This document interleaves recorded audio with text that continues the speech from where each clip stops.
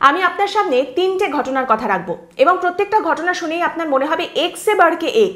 একটা কথা শুনে আপনি যদি চমকে ওঠেন, পরেরটা শুনে আপনি আরও চমকে উঠবেন, অবাক হবেন, তারপরেরটা শুনে চক্ষু চড়ক গাছ হবে। তো তাহলে শুরু করা যাক। আপনারা জানেন এই মুহূর্তে আরজিকর কাণ্ডের যে কথা আমাদের সামনে এসেছে, যে ভয়াবহ মর্মান্তিক ঘৃণ্য অপরাধের কথা সামনে এসেছে, তারপর থেকে আরও দুর্নীতির কথা সামনে আসতে শুরু করেছে। সিন্ডিকেট চক্র, থ্রেট কালচার, এসব নিয়েও কথা হয়েছে। আর এই খবরগুলো এখন আমাদের রাজ্যের গণ্ডি পেরিয়ে জাতীয় স্তরে চলে গেছে এবং জাতীয় স্তর পেরিয়ে আন্তর্জাতিক যে জগৎ সেখানেও পাখনা মেলেছে। আপনারা জানেন গোটা পৃথিবী জুড়ে যেখানে যেখানে বাঙালিরা থাকেন তারা প্রতিবাদ করেছেন, রাস্তায় নেমে এসেছেন, মিছিল করেছেন, কিন্তু তারই সঙ্গে সঙ্গে আরও অনেক রকমভাবে আন্তর্জাতিক স্তরে এগুলো নিয়ে চর্চা হচ্ছে। ঘটনাটা কি? 2017-র একটা ঘটনা।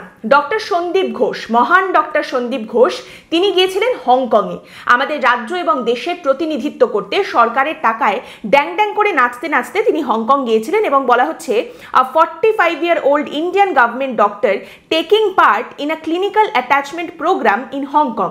তো সেখানে তিনি যাওয়ার পরে সেই সময় হংকং থেকে একটা অভিযোগ উঠে আসে যে ভারতীয় এই ডাক্তার ডক্টর সন্দীপ ঘোষ, যিনি দেশ এবং রাজ্যকে সেখানে রিপ্রেজেন্ট করছেন, তিনি একজন পুরুষ নার্সের শ্লীলতাহানি করার চেষ্টা করেছেন।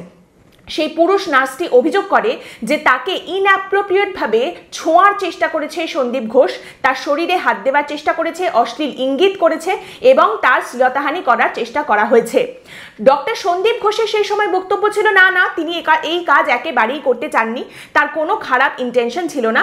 যেহেতু ভাষাগত একটা বিভ্রাট রয়েছে, অ্যাকসেন্টের গণ্ডগোল, তাই সেই মেল নার্সের তার কথা বুঝতে অসুবিধা হয়েছিল। সন্দীপ ঘোষ বলেন তিনি শুধুমাত্র সেই মেল নার্সের হিপে হাত রেখেছিলেন, অর্থাৎ পশ্চাৎ দেশে। ওই ভূতের ভবিষ্যতের একখানা ডায়লগ ছিল না, যে বাছা হিপ মানে তো আপনারা সকলেই জানেন, পশ্চাৎ দেশে হাত রেখেছিলেন। কেন না, ডিসলোকেটেড আর্ম ঠিক করতে হয় কিভাবে সেইটা তিনি দেখিয়ে দিচ্ছিলেন, কারণ তার নিজের সেটা হয়েছিল এবং সেটা কিভাবে ওই মেল নার্স ঠিক করবেন সেটা দেখানোর জন্যেই সেই মেল নার্সের শরীরে হাত রেখেছিলেন সন্দীপ ঘোষ, এইটা তার বক্তব্য ছিল। এবং সন্দীপ ঘোষ বলেন তিনি বলেছিলেন ডু ইট লাইক দিস, কিন্তু ওই পুরুষ নার্সটি নাকি শুনেছিলেন ডু ইউ লাইক দিস, তোমার কি এটা পছন্দ হচ্ছে? ওই পুরুষ নার্সের এটাই অভিযোগ ছিল যে আমাকে সেক্সুয়াল অ্যাসল্ট করার চেষ্টা করে সন্দীপ ঘোষ এবং আমাকে বলে ডু ইউ লাইক ইট। এই বিষয়টা হংকংয়ের আদালত পর্যন্ত গড়ায় এবং সেখানে সন্দীপ ঘোষ দাঁড়িয়ে কিন্তু একথাই বলেছিলেন যে তার কোনো ব্যাড ইন্টেনশন ছিল না। সন্দীপ ঘোষ বলেন before God I am telling the truth, I had no bad intentions. এবং সেখানে এটাই তুলে ধরা হয়েছিল যে ভাষাগত বিভ্রাটের জন্য একটা মিসআন্ডারস্ট্যান্ডিং হয়েছে, বুঝতে সমস্যা হয়েছে, তিনি আসলে এগুলো কিছুই করতে চাননি। সেবারের মতো ছাড়া পেয়ে গিয়েছিলেন সন্দীপ ঘোষ এবং তিনি তৎক্ষণাৎ দেশে ফিরে এসেছিলেন। এইবার কিন্তু এই ঘটনা নিয়ে হংকংয়ের যে সংবাদ মাধ্যম সেখানে আবার করে চর্চা শুরু হয়েছে। আদৌ পেয়ে তিনি ছাড়া পেয়ে গেলেন প্রমাণের অভাবে, কিন্তু আসলে তিনি সত্যিই এই কাজটা করেছিলেন কিনা এবং এই সন্দীপ ঘোষই সেই সন্দীপ ঘোষ কিনা, এই সমস্ত ইঙ্গিতে আকারে প্রশ্ন কিন্তু সেখানকার সংবাদ মাধ্যমে আবার উঠতে শুরু করেছে। তারই সঙ্গে আমাদের দেশের সংবাদ মাধ্যমেও কিন্তু আস্তে আস্তে এই নিয়ে আবার চর্চা শুরু হয়েছে। এইবার আমরা আসবো দ্বিতীয় ঘটনায়। এখন এই যে ঘটনাটার কথা বললাম, এই নিয়ে আরো বেশি করে চর্চা কেন হচ্ছে, তার কারণ আরজিকরের বিভিন্ন দুর্নীতির খবর সামনে আসার সঙ্গে সঙ্গেই আরো বেশ কিছু চাঞ্চল্যকর তথ্য সামনে উঠে আসছে এবং তার মধ্যে বেশ কিছু অপ্রকৃতস্থ তথ্যও কিন্তু রয়েছে। আপনারা জানেন যে একটা কথা বলা হয় মরা হাতি লাখ টাকা। আচ্ছা, মরা মানুষের দাম কত? না না, আমি আমাদের রাজ্যের ক্ষতিপূরণের কথা বলছি না, আমি বলছি একদম স্টোন কোল্ড ডেড বডি, মরা মানুষ, একটা বেওয়ারিশ লাশ, তার কত দাম হতে পারে?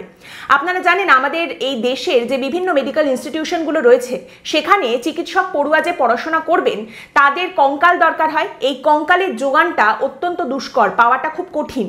এমনকি বিভিন্ন অঙ্গ প্রত্যঙ্গ যেগুলোতে বিভিন্ন পড়ুয়ারা কাটাছেঁড়া করে শিখবেন, সেই অঙ্গ প্রত্যঙ্গ পাওয়াটাও খুব কঠিন। আপনারা জানেন যে একজন যদি কেউ মারা যান, তার শরীরের বিভিন্ন অঙ্গ প্রত্যঙ্গ যদি হারভেস্ট করতে হয় বা প্রতিস্থাপনের জন্য প্রয়োজন হয়, তার আলাদা করে সংরক্ষণ দরকার। আমি সেটার কথা বলছি না। তা বাদ দিয়ে শুধুমাত্র এই বেওয়ারিশ লাশ, তার কঙ্কাল, তার বিভিন্ন অঙ্গ প্রত্যঙ্গের কোটি কোটি টাকার ব্যবসার চক্র চলে আমাদের দেশে, বিশেষ করে পশ্চিমবঙ্গে। বেআইনি ব্যবসা, কালোবাজারি ব্যবসা, কোটি কোটি টাকার লাভজনক ব্যবসা। এবং এই নিয়ে একাধিক রিপোর্ট আপনি দেখতে পাবেন, একাধিক গবেষণাপত্র রয়েছে যেখানে এই বিষয়গুলোকে চিহ্নিত করা রয়েছে যে শরীরের অঙ্গ প্রত্যঙ্গ কেটে নিয়ে কিভাবে বিক্রি করে দেওয়া হয়, তার কিরকম চক্র রয়েছে, লাশ, বেওয়ারিশ লাশ কিভাবে বিক্রি করে দেওয়া হয়, তার কঙ্কাল কিভাবে বিক্রি করে দেওয়া হয়। যেমন একটা রিপোর্ট রয়েছে যার নাম হচ্ছে, একটা গবেষণাপত্র, the bio ethics of skeletal anatomy collections from India, কিংবা একটা ইনডেপথ রিপোর্ট যদি আপনি চান, decoding India secret trade of বোন স্মাগলিং, 2017 একটা লেখা, যেখানে খুব সুন্দর করে বর্ণনা করা হচ্ছে যে আমাদের এই দেশ থেকে 18টা কঙ্কাল কিভাবে সুন্দর করে ধুয়ে মুছে পাচার করার জন্য রেডি করা হচ্ছিল। কঙ্কাল এবং মৃতদেহের এই যে কোটি কোটি টাকার লাভজনক ব্যবসা, এইটা চালানোর এবং এটার যোগানের সব থেকে ভালো জায়গা হাসপাতালের মর্গ। এর থেকে ভালো জায়গা আর কি বা হতে পারে।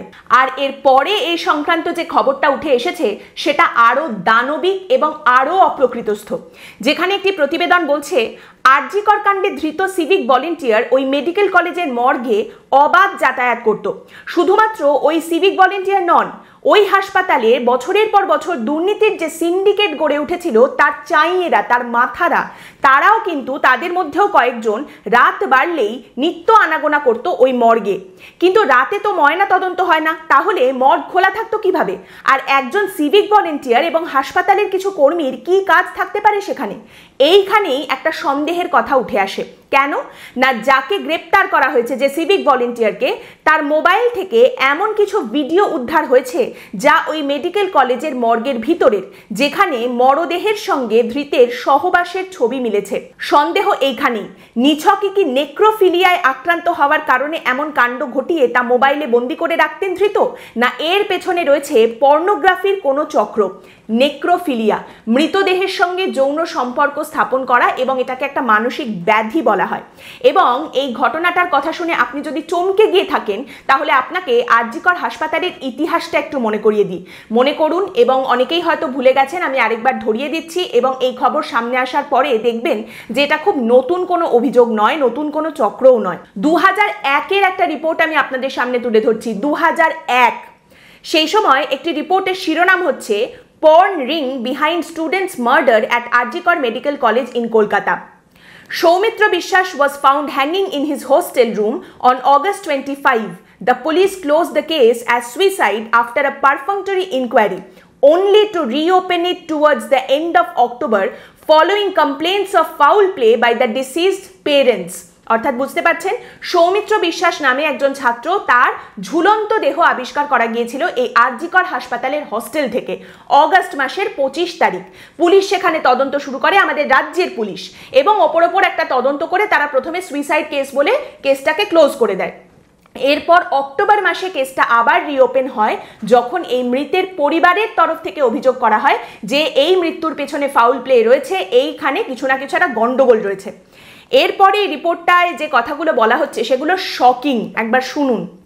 বলা হচ্ছে, while police officers continue to give conflicting statements, students of Arjikar Medical College were candid to the Times News Network. They blamed pornography and the prostitution racket and sleazy deals with women resulting in the murder of an innocent, organized and masterminded by future doctors of the state and staged right inside the hostel of one of the premier medical colleges in the city. According to his classmates, Soumitra paid the price for challenging the dirty business of shooting stills as well as audio visuals in one or more rooms of the hostel itself. RG Kar হাসপাতালের হস্টেলের যে ছাত্রছাত্রীরা, তারা এই Times নেটওয়ার্কের সাংবাদিকদের সঙ্গে কথা বলে তাদের জানিয়েছেন, এই রিপোর্ট দাবি করছে, ছাত্রছাত্রীরা বলেছেন যে হাসপাতালের ভেতরে একটা পর্নোগ্রাফির চক্র চলে, তার সঙ্গে একটা প্রস্টিটিউশন র্যাকেট, যৌন ব্যবসার একটা র্যাকেট, একটা চক্র চলে। এবং সেখানে কি করা হয়, এই হস্টেলের এক বা একাধিক রুমে এর শুটিং করা হয়, স্টিল ছবিও তোলা হয়, আবার অডিও ভিডিও শুটিংও করা হয়। এর বিরুদ্ধে রুখে দাঁড়িয়েছিলেন সৌমিত্র বিশ্বাস নামে সেই ছাত্র, তিনি এই গোটা চক্রটাকে রীতিমতো চ্যালেঞ্জ করেছিলেন এবং তার জন্যেই তাকে প্রাণ হারাতে হয়, তাকে হত্যা করা হয়। এবং কারা হত্যা করেছে? আরজি করের হস্টেলের ছাত্রছাত্রীরা সেই সময় এই সাংবাদিকদের বলছেন যে এই হত্যার পেছনে রয়েছেন ভবিষ্যতের ডাক্তাররা, অর্থাৎ আরজি করের যে চিকিৎসক পড়ুয়ারা। এরপর রিপোর্ট বলছে, Soumitra, like all of us, knew about it, but neither he nor any of us had the courage to challenge it. But when a close friend of Soumitra, a batchmate, was victimized by the coterie who superimposed her face on another woman's nude body, he could not control himself, said an inmate in the hostel. According to them, the shooting was done mainly over weekends by inviting sex workers into the hostel. During crisis, when they could not arrange any prostitute, they even used dead bodies in the hospital that are used for dissection. It is a huge racket being patronized by a political leader. Then they would superimpose the face of models to the nude shots of dead bodies, alleged another student in the 4th year. অর্থাৎ সাংবাদিক লিখছেন এই রিপোর্টে, একজন সেই হস্টেলের ছাত্র বা ছাত্রী তাকে বলছেন যে আমাদের মতো সৌমিত্র গোটা বিষয়টা সম্পর্কে জানতো, কিন্তু আমাদের কারোর সাহস ছিল না এর বিরুদ্ধে প্রতিবাদ করার। কিন্তু সৌমিত্রর এক বান্ধবী, তার এক ব্যাচমেটকে যখন এই গোটা চক্রের অন্তর্ভুক্ত করার একটা চেষ্টা করা হয়, তার উপরে একটা মানসিক নির্যাতন করা হয়, তখন সৌমিত্র রুখে দাঁড়ায়। কি করা হয়েছিল? তারা যে সমস্ত ওই নগ্ন ছবি বা ভিডিও তৈরি করছিল, সেখানে সৌমিত্রর বান্ধবীর মুখটাকে এডিট করে সুপার ইম্পোজ করে বসানো হয়েছিল। এই ঘটনা সামনে আসার পরে সৌমিত্র সেখানে প্রতিবাদ করে। তারই সঙ্গে সেই হস্টেলের 4th ইয়ারের একজন ছাত্র বা ছাত্রী এই সাংবাদিককে জানাচ্ছেন যে এখানে চক্রটা কিভাবে চলতো। উইকেন্ড, ছুটির দিনে, শনি রবিবার করে ওই যৌন কর্মীদের ডেকে আনা হতো হাসপাতালের ভেতরে, এই হস্টেলের ভেতরে, এবং সেখানে এক বা একাধিক ঘরের মধ্যে শুট করা হতো, ভিডিও শুটিং হতো। আর কখনো যদি ক্রাইসিস হতো, যৌনকর্মীরা যদি আসতে না পারতেন, তাহলে সেক্ষেত্রে যে সমস্ত মৃতদেহগুলি রয়েছে, যেগুলো কাটা ছেঁড়ার জন্য, ডাইসেকশনের জন্য ব্যবহার করা হয়, সেগুলোকে ব্যবহার করে শুট করা হতো বা স্টিল ছবি তোলা হতো পর্নোগ্রাফির জন্য। এবং তারপরে সেই মৃতদেহের মুখে অন্য কারুর একটা মুখ এনে যুক্ত করে দেওয়া হতো, কোনো মডেল বা অন্য কোনো মহিলার মুখ নিয়ে এসে সেই নগ্ন ছবি বা ভিডিওর ওপরে লাগিয়ে দেওয়া হতো। এবং এর বিরুদ্ধে কথা বলার সাহস কারুর ছিল না। এবং বলা হচ্ছে এই যে চক্রটা চলতো, এটা একটা হিউজ বড় চক্র, এবং এর মাথায় কোনো একজন পলিটিক্যাল লিডারও ছিলেন, বা এই চক্রের সঙ্গে কোনো একজন পলিটিক্যাল লিডারও যুক্ত ছিলেন। 2001-এর ঘটনা, মনে করিয়ে দিলাম, এই চক্র, এই অভিযোগ কোনোটাই নতুন নয়, 2001-এর এই ঘটনা। এবং তারপর থেকে একাধিকবার আরজি করে আরও বেশ কিছু রহস্য মৃত্যু হয়েছে, তার কোনো কুলকিনারা করা যায়নি। যেমন সৌমিত্র বিশ্বাসের এই ঘটনায় 2004 সালে, 2001-এর ঘটনা, 2004-এ আমাদের রাজ্য পুলিশ রিপোর্ট দিচ্ছে যে এর কোনো কুলকিনারা করা যাচ্ছে না। এবং এটা 2001-এর পর এখন আমরা দাঁড়িয়ে রয়েছি 2024-এ, আজ থেকে 20 বছর আগে এই অভিযোগ উঠেছিল। এবং এই সমস্ত কথাগুলো এখন আবার উঠে আসার পরে অনেকেই বলছেন সময় বদলেছে, শাসক বদলেছে, দল বদলেছে, মানুষের নাম বদলেছে, কিন্তু চক্রগুলো চলতেই থেকেছে। একেবারে উত্তরাধিকার সূত্রে একজনের কাছ থেকে আরেকজনের কাছে চলে এসেছে। আর তারপরে নতুন যারা যুক্ত হয়েছেন তারা এটাকে আরো সমৃদ্ধ করেছেন, আরো বাড়িয়েছেন, আরো ফুলিয়ে ফাঁপিয়ে একেবারে আরো বড় করেছেন, কিন্তু এগুলোকে থামানোর কোনো প্রয়াস হয়নি। এই অভিযোগ বারবার সামনে আসলেও কোনো সুরাহা, কোনো সমাধান করা যায়নি। এবং আপনাদের মনে করিয়ে দিই, 2023-এ মানে গত বছর বিরূপাক্ষ, অভিক দে, যাদের নাম উঠে আসছে, যাদের সঙ্গে বর্ধমান মেডিকেল কলেজ, তাদের সিন্ডিকেট চক্র, সেখানে একেবারে ফুলে পেঁপে উঠেছিল, আতুর ঘর তৈরি হয়েছিল, এই কথা উঠে আসছে। সেখান থেকেও কিন্তু এই লাশ পাচার করার অভিযোগ উঠে এসেছিল, এই খবর উঠে এসেছিল গত বছর 2023-এও। যাই হোক, এই পর্যন্ত শুনে যদি অবাক হয়ে থাকেন, তাহলে এইবারে তৃতীয় ঘটনাটার কথা বলি। তৃতীয় ঘটনাটা হচ্ছে, এই মুহূর্তে জানেন তো কিছু খবর উঠে আসছে, চারিদিক থেকে কিছু নাম উঠে আসছে, যেখানে বলা হচ্ছে কিছু ডাক্তারেরা রয়েছেন যারা এতদিন এই সিন্ডিকেট চক্রর মধ্যে ছিলেন, সিন্ডিকেটের অন্তর্গত ছিলেন, থ্রেড কালচার চালাতেন, তারা এখন তাদের নামটা যাতে বেরিয়ে না আসে তার জন্য গা ঢাকা দিচ্ছেন, এবং তারা এই মিছিলের আড়ালে লুকানোর চেষ্টা করছেন। তারাও এখন জাস্টিস ফর আরজি কর দাবি তুলছেন, এবং তারা এই মুহূর্তে আমার ডাক্তার বন্ধুদের মিছিলে, আন্দোলনে আমি সঙ্গে রয়েছি, আমার দিদির বিচার চাই বলে চিৎকার চেঁচামেচি করছেন। এইখানে যে চিকিৎসকরা সত্যিকারের প্রতিবাদ করছেন, যারা আন্দোলন করছেন, তারা বলছেন এই সিন্ডিকেটটাকে ভাঙতে হবে, মাথা একটার সঙ্গে যতগুলো আছে সবকটাকে বের করতে হবে, আর অক্টোপাসের মতো কিলবিল করে চারিদিকে যতগুলো পা রয়েছে সব কটা কাটতে হবে।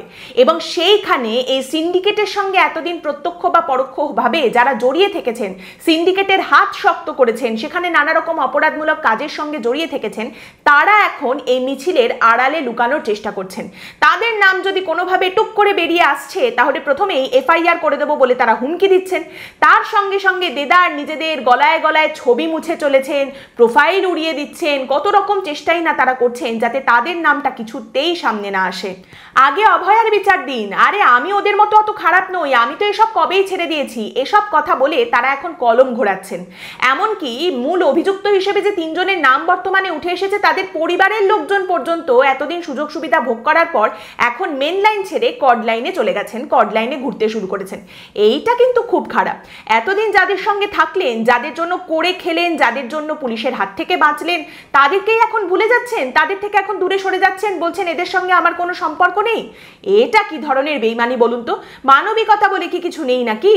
আর এই সমস্ত লোকজন, কেন বললাম যে এই যে সম্ভাবনা বা এই ঘটনাটার কথা বলবো, এটা আরো ভয়ঙ্কর, তার কারণ এই লোকগুলো এখনো মিশে রয়েছে সমাজের মধ্যে, এখনো মিছিল বা দাবির পেছনে এরা লুকানোর চেষ্টা করছেন। এবার এখানেই প্রশ্ন আসে যে এদেরকে বাঁচানো বা লুকানোর জন্যেই কি প্রশাসনের এত রকমের চেষ্টা, এত রকম মায়া মমতা সবকিছু উঠে আসছে? এদের জন্য এত মায়া, এত মমতা?